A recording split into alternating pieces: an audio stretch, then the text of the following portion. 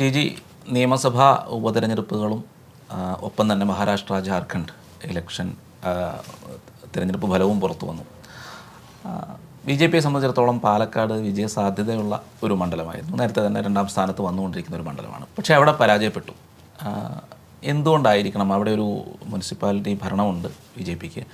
മാത്രമല്ല ഉയർന്നു വന്നുകൊണ്ടിരിക്കുന്ന ബി ജെ പി ഉയർന്നു വന്നുകൊണ്ടിരിക്കുന്ന ഒരു സ്ഥലം കൂടിയാണ്. ആ ഒരു പരാജയം എങ്ങനെ വിലയിരുത്തുന്നു? അതെ, ഈ മുനിസിപ്പൽ ഭരണം കയ്യിലുണ്ട് എന്ന് വിചാരിച്ചിട്ട് അസംബ്ലി നിയോജകമണ്ഡലം ജയിക്കണം എന്നില്ല. അസംബ്ലി നിയോജകമണ്ഡലം കയ്യിലുണ്ടെന്ന് വിചാരിച്ചിട്ട് ലോക്സഭ ജയിക്കണം എന്നില്ല. അതിൻ്റെ ടിപ്പിക്കൽ എക്സാമ്പിൾ മഹാരാഷ്ട്രയിലെ നാന്ദേഡ് ഉപതെരഞ്ഞെടുപ്പാണ്. ലോക്സഭയിലേക്കായിരുന്നു. കോൺഗ്രസിൻ്റെ സിറ്റിംഗ് സീറ്റ് അവരുടെ സ്ഥാനാർത്ഥി മരിച്ചുപോയി. അപ്പോൾ അവിടെ ഇതിൻ്റെ കൂടെ ഉപതെരഞ്ഞെടുപ്പ് നടന്നു. നാന്ദേഡിൽ ലോക്സഭയിലേക്ക് ജയിച്ചത് കോൺഗ്രസ്സാണ്. എന്നാൽ നാന്ദേഡ് ലോക്സഭാ മണ്ഡലത്തിൽ 6 നിയമസഭാ മണ്ഡലങ്ങളുണ്ട്. ഈ 6ലും ശിവസേനയും ബി ജെ പിയും ജയിച്ചു. 6ൽ കൊണ്ടുപോയി. പക്ഷേ ലോക്സഭ വന്നപ്പോൾ 1475 വോട്ടിന് ഇവർ തോറ്റു. അപ്പോൾ നിയമസഭയും ലോക്സഭയും തമ്മിൽ ജനങ്ങൾക്ക് കൃത്യമായ വ്യത്യാസം അറിയാം. പഞ്ചായത്തും മുനിസിപ്പാലിറ്റിയും നിയമസഭയും ലോക്സഭയും എല്ലാം വേറെ വേറെയാണ് എന്ന് ജനങ്ങൾക്ക് നന്നായിട്ടറിയാം. അതുകൊണ്ട് പഞ്ചായത്ത് കയ്യിലുണ്ടായിരുന്നു, മുനിസിപ്പാലിറ്റി കയ്യിലുണ്ടായിരുന്നു. അതുകൊണ്ട് ഓട്ടോമാറ്റിക്കായിട്ട് ഞാൻ അസംബ്ലിയിൽ ജയിക്കും എന്ന് വിചാരിക്കരുത്. ജയിച്ചേക്കാം എന്നേ ഉള്ളൂ. കഴിഞ്ഞ തവണ നമ്മൾ സംസാരിച്ചപ്പോൾ ഞാൻ ഒരു ഡിസ്ക്ലെയിമർ പറഞ്ഞിരുന്നു വായുത്തിൻ്റെ അടുത്ത്. എവിടെയാണ് ബി ജെ പിക്ക് ഒരു വീഴ്ച വരുന്നത് എന്ന് എൻ്റെ ഒരു അസസ്മെൻറ്റ്. വോട്ടർമാരെ ബൂത്തിലെത്തിക്കാനുള്ള പ്രവർത്തനം 75% നിന്ന് 70% താഴ്ന്നു അവിടുത്തെ വോട്ടിംഗ് ശതമാനം. ആ 5% ബി ജെ പിയുടെ വോട്ടർമാരല്ല, പക്ഷേ കുറേ അധികം ബി ജെ പിയുടെ വോട്ടർമാരുണ്ട്. അവരെ കൂടെ ബൂത്തിലെത്തിച്ചിരുന്നെങ്കിലോ. ഇതിലുള്ള ഒരു പ്രയാസം ഉപതിരഞ്ഞെടുപ്പാണല്ലോ.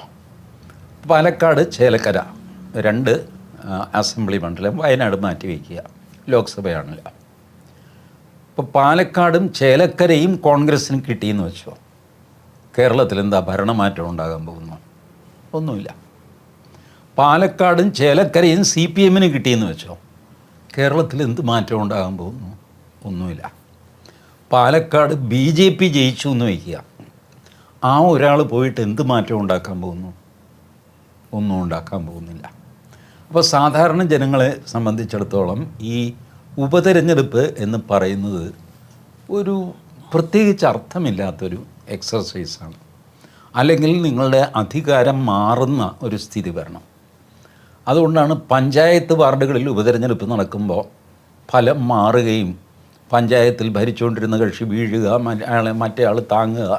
അപ്പോൾ SDP താങ്ങ് വാങ്ങിച്ചു, പോപ്പുലർ ഫണ്ടിൻ്റെ സപ്പോർട്ട് വാങ്ങി എന്നൊക്കെ പറഞ്ഞ് ഇല്ലാത്ത കച്ചറയുണ്ടാകുന്നത് ഈ അധികാരമാറ്റം ഇൻവോൾവ് ആയതുകൊണ്ടാണ്. അധികാരമാറ്റം ഇൻവോൾവ് ആയിരുന്നു എങ്കിൽ പാലക്കാട് ഈ പോളിംഗ് ശതമാനവും കൂടുമായിരുന്നു, റിസൾട്ടും വ്യത്യസ്തമാകുമായിരുന്നു. കൃഷ്ണകുമാർ ജയിക്കും എന്നല്ല ഞാൻ പറയുന്നത്, റിസൾട്ട് വ്യത്യസ്തമായേനെ എന്നാണ് എൻ്റെ റീഡിങ്. അപ്പോൾ ഈ വോട്ട് പോള് ചെയ്യുക എന്നുള്ളൊരു കാര്യം ബി ജെ പി ഗൗരവമായിട്ട് എടുത്തേ പറ്റുള്ളൂ. ഞാനിത് ദീർഘകാലം എൻ്റെ നിരീക്ഷണം കൊണ്ടും അനുഭവം കൊണ്ടുമാണ് പറയുന്നത്. വോട്ട് ചെയ്യിക്കുക എന്ന് പറയുന്നത് വലിയൊരു കാര്യമാണ്. മഹാരാഷ്ട്രയിൽ ബി ജെ പി സ്വീപ്പിംഗ് ആയിട്ട് ജയിക്കാനുള്ള കാരണം അവിടെ വോട്ടിംഗ് ശതമാനം കൂടി.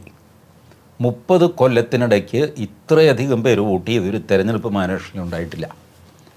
സംഭവം 62% മറ്റേ ഉള്ളൂ. പക്ഷേ അവിടുത്തെ കണക്കനുസരിച്ച് 30 കൊല്ലത്തിൽ ആദ്യമായിട്ടാണ് അവർ 60 ക്രോസ് ചെയ്യുന്നത്.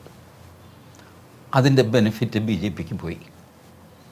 ജാർഖണ്ഡിൽ വോട്ടിംഗ് പെർസെൻറ്റേജ് കൂടി 67, അതിൻ്റെ ബെനിഫിറ്റ് ഹേമന്ത് സോറിന് പോയി.